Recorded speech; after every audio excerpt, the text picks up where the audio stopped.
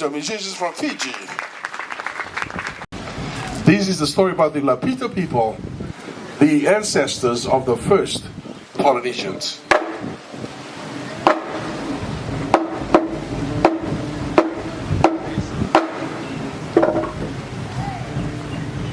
Our story begins about 4,000 years ago in the East and the South Pacific Islands. It was completely uninhabited. The region we now refer to today being the Polynesian group of islands. If there any evidence of human existence, it was in the fringes of the Western Pacific Islands, in places like Papua New Guinea, the Solomons, Tasmania, the region we now refer to today as the Melanesian group of islands. Scientific evidence has proven that these Melanesians have settled these islands for over 20,000 years. They were hunter and gatherer people. They live in small villages and small family units, isolated from the rest of the population.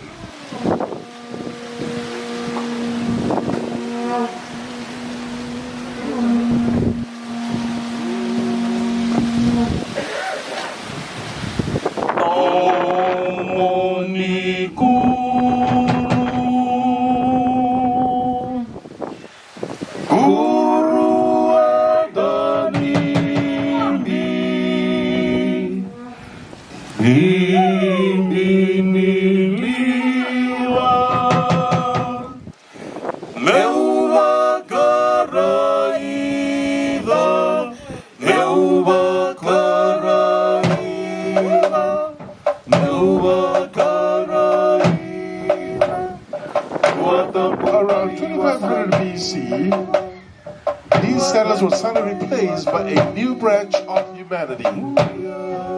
These newcomers intrepidly storming through the region, colonizing islands after islands as they moved east towards the rising sun.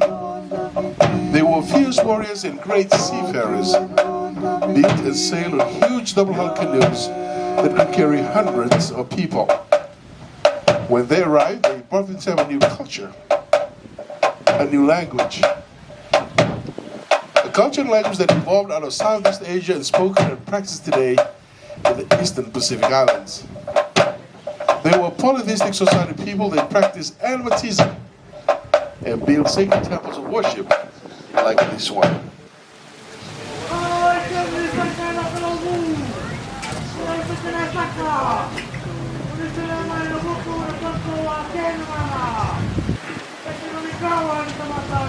The high priest prayed to the gods on behalf of the chief and his people. Notice that our temple is highly elevated.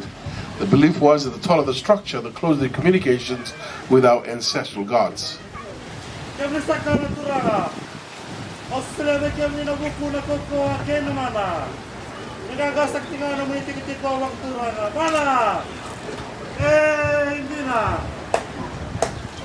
The gods have granted blessings to the chief and his people.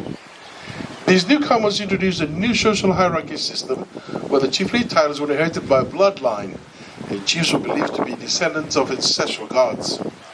Standing for you is a model of a chief from Fiji. His skirt is made from the voi, the dried pandanus leaves. Vests around his arms and ankles from the mangi, the fiber of the coconut husk.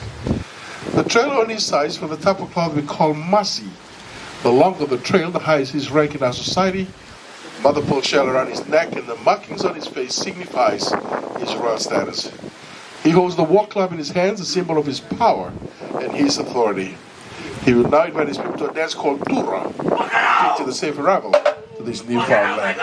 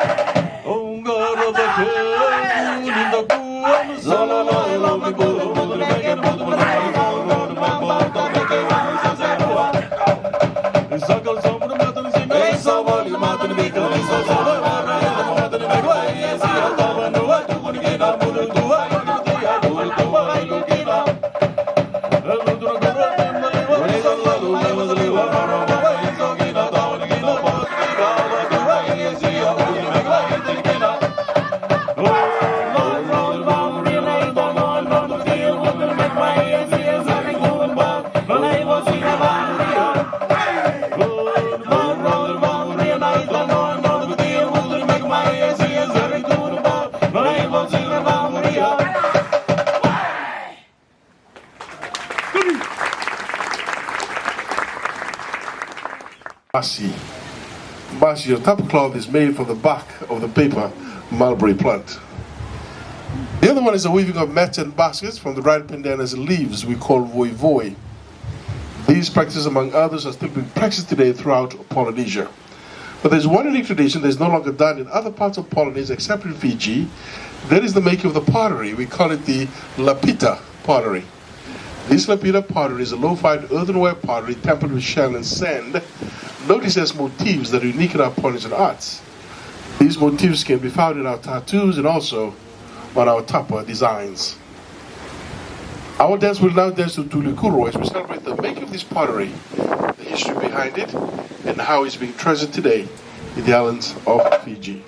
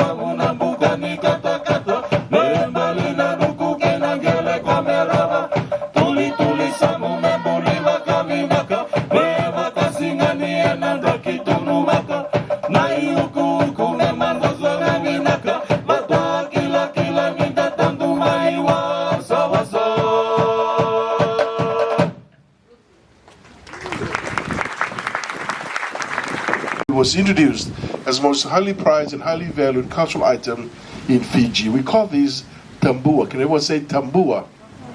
A tambua, the spoon works too. They use gifts of esteem and atonement and use in negotiation between rival chiefs and tribes. We use tambua in many of our ceremonies. One such ceremony is called a Dumudi ceremony, where a tambua is presented to a father asking for his daughter's hand in marriage. And these are normally done to solidify and forge alliances between tribes. What we're about to witness now is a condensed version, a reenactment of a Dumudi ceremony. A tambua will be presented to a host chief asking for his daughter's hand in marriage. The ceremony begins with the beating of the drum we call Lāʻie, as we await the arrival of our visitors.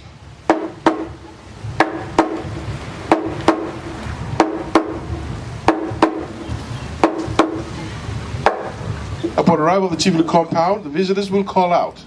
Whoa! This is the highest form of respect that chiefs accord each other, acknowledging ranks and titles. Ceremonies such as these follow strict protocols, and only honorific language of chiefs and nobles are used.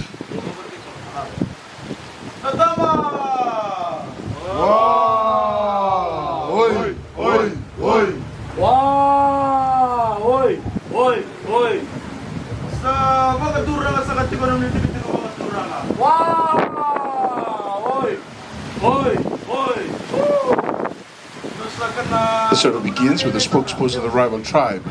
He introduces the tribe and the relationship they share with the host chief. And now he's stating the purpose of the visit, which is the marriage proposal.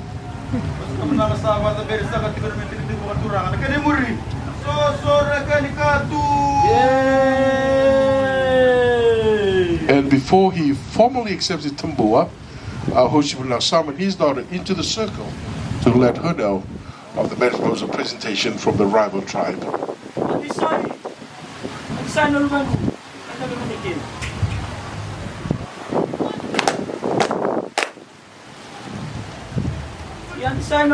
And decide, my precious daughter, I'm holding tambua in my hand. The presentation from the rival tribe. They're here to ask your hand in marriage to the son of their chief.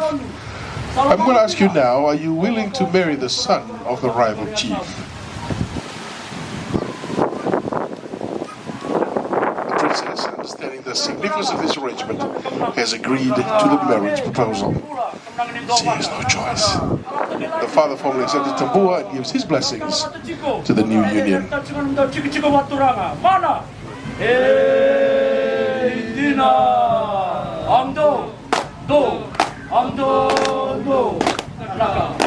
The ceremony now concludes, and this will follow months and months of many more rituals and ceremonies as they prepare for their big day. Meanwhile, Hoshi will represent his daughter, the princess. She's dressed up in the ceremonial attire of a Fijian princess with a tapa cloth wrapped around her. Note the trail on her sides from the tapa cloth as well. The longer the trail, the higher is her rank in our society. The muli, the white hair shape around her neck, and the markings on her face signifies her royal status. Next to her is the bridegroom-to-be. He too is of chiefly status, judging by the mother pearl shell that he wears around his neck. We wish them well. How about a big hand to the new couple?